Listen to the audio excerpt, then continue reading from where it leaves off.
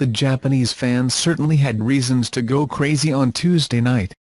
His team won their first match, defeating Colombia 2-1 and securing the team's first victory against a South American team. But after his team swept Colombia off the field, the Japanese fans also did their part of the sweep, meticulously cleaning their ranks and seats in the stadium.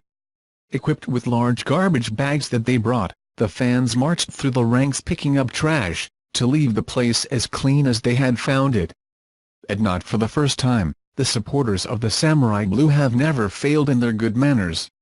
It is not just part of the culture of football but part of Japanese culture.